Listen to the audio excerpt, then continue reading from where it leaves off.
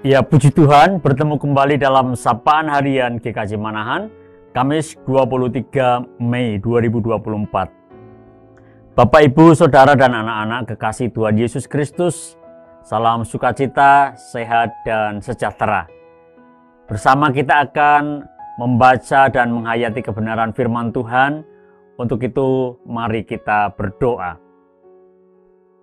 Kami mengucap syukur atas penyertaan-Mu bagi kami, ya Tuhan, dalam setiap aktivitas kami, dalam istirahat kami, juga dalam kami merenungkan, membaca, menghayati kebenaran firman-Mu, seperti yang akan kami lakukan saat ini.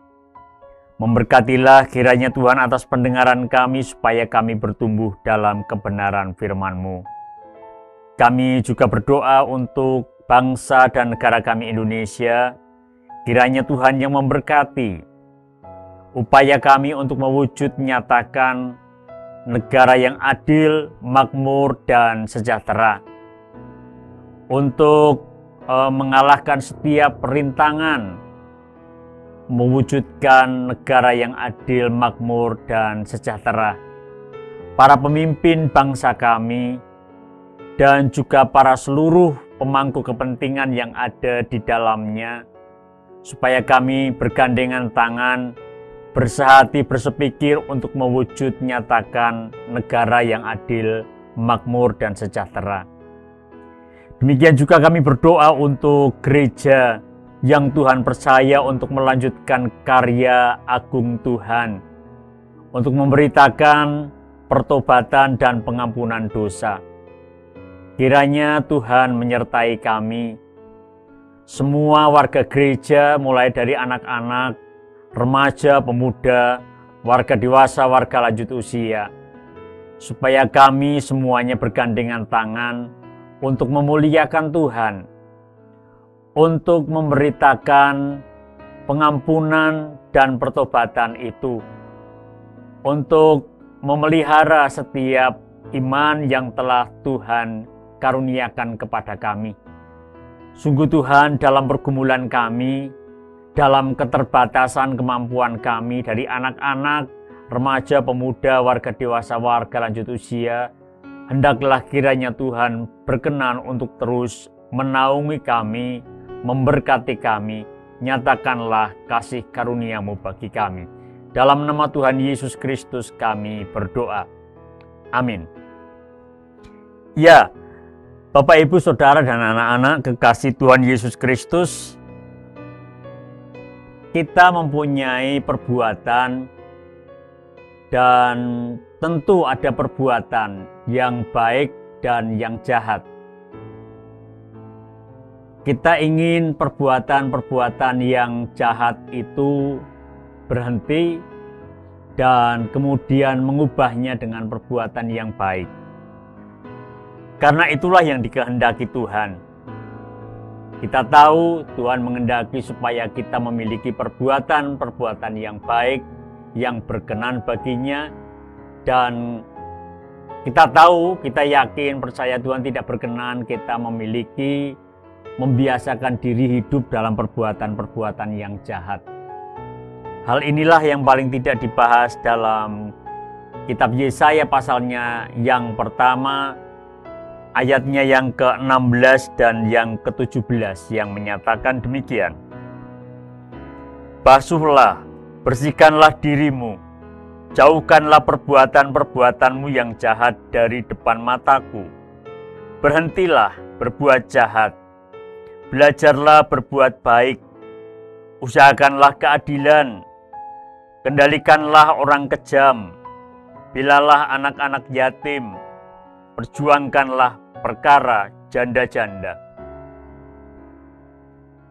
Tuhan prihatin, sangat prihatin dengan perbuatan bangsa Israel. Karena kejahatannya, perbuatannya yang jahat. Ya, ada banyak tindak pencurian. Para penguasa bersekongkol dengan para pencuri. Pembunuhan terus meningkat, semakin banyak korban berjatuhan, semakin banyak pelaku dan yang dilindungi. Itulah mereka, kejahatan mereka sungguh memprihatinkan, miris. Tuhan sangat prihatin dengan perbuatan-perbuatan jahat mereka dan yang menjadi korban. Sekali lagi, semakin banyak. Yang disebutkan adalah para janda dan anak yatim. Tuhan mengecam, mengutuk perbuatan-perbuatan jahat. Sekalipun yang melakukan itu adalah bangsa yang dipilihnya, umat pilihannya, bangsa Israel. Tapi Tuhan mengecam, mengutuk perbuatan ini. Meminta dengan sangat, dengan keras agar mereka menghentikan perbuatan jahat. Perbuatan jahat mengoyak persatuan dan kesatuan. Para korban jelas sangat sedih. Dan Tuhan menghendaki supaya ada perubahan yang signifikan dalam perbuatan, dalam perilaku bangsa Israel. Dari perbuatan-perbuatan yang jahat, diganti dengan perbuatan-perbuatan yang baik. Yang dibutuhkan pertama adalah kesadaran. Kesadaran akan perbuatan-perbuatan jahat yang telah mereka lakukan. Itu sangat mendasar. Harus muncul dan tumbuh dalam pribadi-pribadi pelaku-pelaku kejahatan ataupun orang-orang yang atau pihak-pihak penguasa-penguasa yang bersekongkol dengan perbuatan-perbuatan jahat itu. Kesadaran perlu karena kesadaran mengenai perbuatan jahat itu berakibat pada terkoyaknya persatuan, banyaknya korban yang menjerit, dan para korban itu diperhatikan oleh Tuhan sendiri.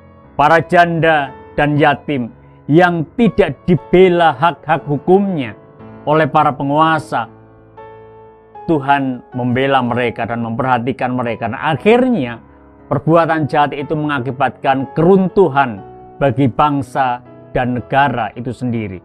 Bisa dikatakan keruntuhan sebuah negara diakibatkan oleh perbuatan jahat dari bangsa itu sendiri. Selanjutnya adalah kesadaran untuk memulai perbuatan yang baik. Perbuatan yang baik antara lain adalah perhatiannya kepada pihak-pihak yang lemah yang tidak mempunyai kekuatan untuk membela diri. Pada masa itu adalah para janda dan anak yatim yang perlu mendapatkan perhatian dari para penguasa supaya sungguh kehidupan mereka terjamin, keamanan mereka terjaga. Dan perbuatan baik itu tentu akan berdampak baik. Dampak baiknya karena itu adalah dikenan oleh Tuhan. Dampak baiknya karena perbuatan itu menumbuhkan kepercayaan dari seluruh pemangku kepentingan bangsa, terutama para korban yang selama ini tidak diperhatikan oleh karena adanya perbuatan-perbuatan jahat.